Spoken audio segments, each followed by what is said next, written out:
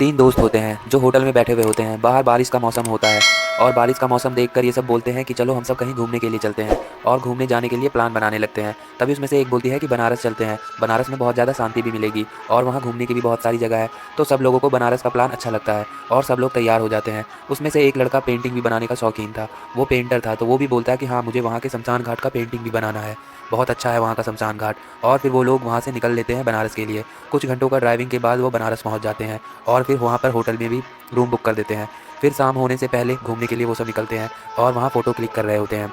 तभी ये दो दोस्त बात कर रहे होते हैं कि नेहा को तो बहुत मन लग रहा है, वो पिक्चर पे पिक्चर लिए जा रही है, हम लोगों को भी यहाँ मज़ा ही आ रहा है। फिर वो बोलता है कि तुम अपनी पेंटिंग बनाना शुरू क्यों नहीं करते, चलो पेंटिंग बनाओ। तब वो बोलता है नहीं, यहाँ की पेंटिंग नहीं, मुझे शमशान घाट की बनानी है जो यहाँ का फेमस है। फिर वो लोग शमशान घाट के लिए निकल पड़ते हैं और वहाँ पहुँच जाते हैं। वहाँ जाकर देखते हैं कि वहाँ कई सारी चिताएँ जल रही होती है। ये देखकर वो लोग बहुत घबरा जाते हैं और लड़की बहुत ज़्यादा डर जाती है।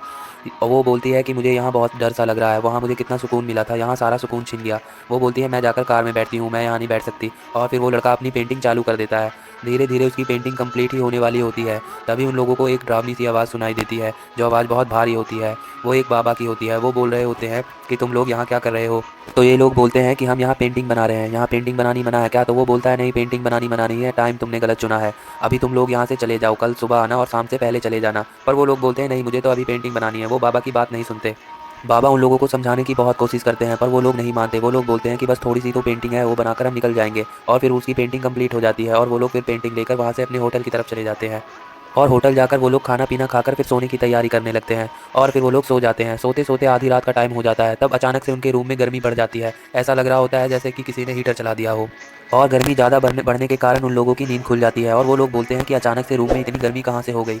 और फिर वो लोग पेंटिंग की तरफ देखते हैं और पेंटिंग की तरफ देखकर वो लोग हैरान रह जाते हैं, क्योंकि पेंटिंग में जो लाशें जलती हुई पेंटिंग बनाई थी वो आग ऐसे लग रहे थे जैसे असली में जल रहे हों।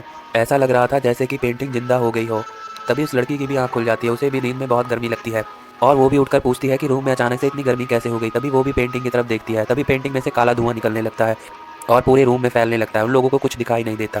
फिर अचानक से धुआं चला जाता है और वो लोग देखते हैं कि वो लोग होटल के रूम में नहीं, वो लोग उसी शमशान घाट में पहुंच चुके थे। ये देखकर वो लोग बहुत चौंक जाते हैं। तभी वहाँ पर एक जलती हुई लाश में से एक लाश वहाँ पर उठ के बैठ जाती है।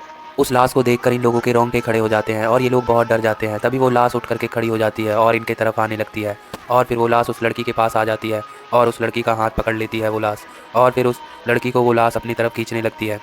ये लोग उससे बोलते हैं कि उस लड़की को छोड़ दो, पर वो लाश कुछ नहीं सुनती और अपने साथ लेकर उसे चली जाती है और फिर वहाँ से गायब हो जाती है। ये लोग ढूंढते रह जाते हैं कि ये लड़की को लेकर कहाँ चला गया। फिर ये लोग बहुत परेशान हो जाते हैं। अचानक से लड़की इनकी आंखों के सामने से गायब हो जाती है। ये लोग हैरान हो जाते हैं। तभी इन लोगों को वहाँ पर बाबा दिखाई देते हैं और वो बोलते हैं अगर तुम उस लड़की को बचाना चाहते हो तो चलो मेरे साथ बिना किसी देर के।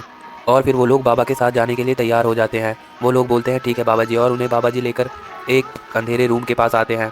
वो रूम वहाँ के कुछ दूरी पर बहुत सुनसान सी जगह पर थी और वहाँ से उस लड़की के चिल्लाने की आवाज़ भी आ रही थी। तो बाबा जी बोलते हैं तुम लोगों में से उस लड़की को कौन प्यार करता है। तब वो लड़का बोलता है मैं करता हूँ बाबा जी। तो वो बाबा उसे बोलते हैं कि तुम ही अंदर जाओगे और तुम अंदर जाकर उस लड़की का हाथ पकड़कर बाहर ले आओगे।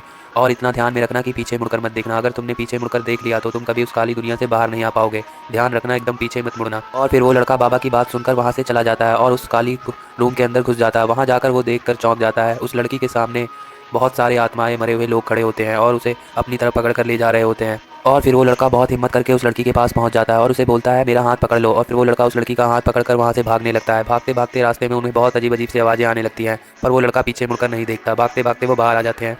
फिर वो लोग बाबा के पास आ जाते हैं और बाबा जी से वो लोग पूछते हैं कि बाबा जी हम तो होटल के रूम में थे, तो फिर हम लोग यहाँ कैसे पहुँच गए। तब बाबा जी बताते हैं तुम लोग होटल यहाँ से गए ही नहीं थे, मैंने उस टाइम तुम्हें देखा था तो तुम्हारे चारों तरफ काली आत्माएं घूम रही थी, इसलिए मैंने तुम लोगों से कहा कि यहाँ से चले जाओ अभी के अभी, कल सुबह आकर पेंटिंग बना लेना। पर तुम लोग किसी की बात नहीं सुनते हो और तुम लोग के साथ तुम्हें लगा कि तुम होटल पहुँच चुके हो पर तुम यहीं थे। दोस्तों प्लीज़ सब्सक्राइब कर दें और वीडियो को